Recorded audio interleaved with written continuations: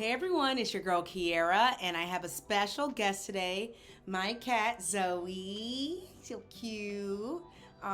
She's chilling in her cat tree today. First and foremost, you guys, it's been a while since I made a video. My apologies.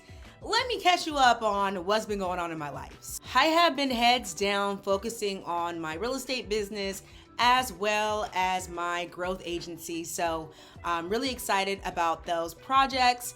And then in addition to that, I did take some time to solo travel. I really haven't explored the PNW, so I went up to Oregon, I caught some waterfalls. Here is a beautiful video of a nice waterfall. Okay, I caught that waterfall. And I caught the gold at the end of the rainbow. Oh, and I also went to my first rodeo. It was a black rodeo in celebration of Juneteenth. And I got to tap into my Southern roots. So some of you guys may know me personally, but if you don't, I'm a California girl through and through, born and raised. But on my mom's side of the family, we have really deep ingrained roots down south. I'm talking about Alabama, Texas, Georgia. Yeah, those are really where our roots come from. It was really nice to go to a black rodeo, and I all of a sudden want to participate in one. Oh, another thing, when I got back from my trip, I got the flu, which was horrible.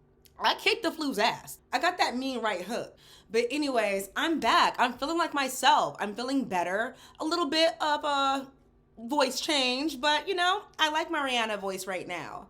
But anyways, in this video, I want to talk about the lessons I've learned now that I'm over 4.5 years of having my Microlocs. So I believe I'm 4 years and 7 months now. For those of you that don't know me, these are DIY Microlocs. I put these Microlocs in my head myself. I have about 258 Microlocs as of today. I went in the back, braided up some of that loose hair, and I have a few more than what I had when I started. Okay, so as a DIY Microloc girly, it's important for you to know that I am not a loctician.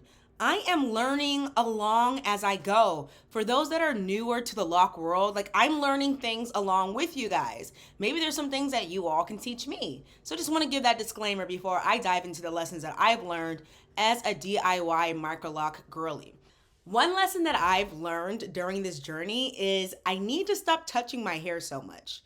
Y'all, I am a fidgety person. Like, I cannot sit still. Like, my mind is thinking about a million things, and like my nails, I'm flicking at them. You know, my hair, I'm touching at them. But I learned that this is not good for your hair. I've noticed some weaker spots in my hair throughout time that I've had to address. And after doing some research and speaking with a loctician, I was told that too much hair touching and fidgeting and, you know, touching on the hair, twisting your hair in different sections and different parts and just kind of doing all that is unnecessary and actually causes a lot of damage. So if you want to make sure your hair is as strong, is as healthy, is as durable as possible, try your best to not fidget with your hair throughout the day because that can lead to damage in the long term. Use your hands for other greatness, okay? So yeah, that would be my first lesson, not to touch your hair so much. Secondly, you wanna be careful with over manipulating your locks. As your locks grow, they get heavier, so on and so forth. I love a high bun look. I love my big buns. Here's a couple photos of them. As you see, I'm rocking the buns and the buns love me. However, I did make some mistakes with my buns. One, they were extremely tight. No matter what kind of style you have, too much tension is not always the best thing. I kind of like how my hair looks when it is in a high bun, and it's been in a high bun for a few days and I take it down. But that's the problem. I was leaving my hair up in a high bun for a few days, sleeping in the high bun, and although I did like the waviness of the look, I found that in some portions of my hair, I found like the locks were weakened. So you definitely want to avoid wearing super tight styles often. And if you do rock a tight style for that day, make sure you allow your hair to relax at the night's end. So yeah, that would be my second lesson.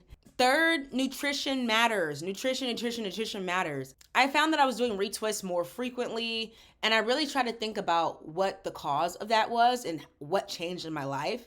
And quite honestly, I have been working on my gut health, and I have been juicing a lot more. So juicing is great for your hair care. You got to get those veggies in, you got to get that fruit in, and you got to drink a bunch of water. Your hair is going to flourish. If you're not the type of person to eat salads every freaking day, and you rather drink your vegetables, go for it. I wish I was actually drinking green juices much earlier in my lock journey, because I wonder how long my hair would be now. But that's neither here or there. These are lessons that I'm learning that I'm sharing with you all so you can prosper when it comes to your microloc journey. So really, that is the bulk of what I've learned. Let's recap. Your hands are special, but they should not always be in your hair, okay? Fidgeting is a no-no. Get something to distract you. For my hyperactive folks, okay? Get something to distract you. Buns are cute, but you shouldn't be sleeping in your buns, okay? That's gonna create weaker spots in your locks. We don't want that. And nutrition matters. All right, guys, my name is Kiara Cherie. I am 4 years and 7 months locked, and I've been enjoying the journey. If you have any particular questions for me, feel free to comment.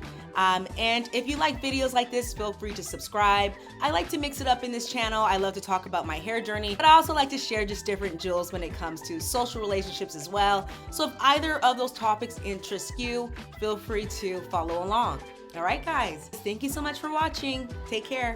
Bye.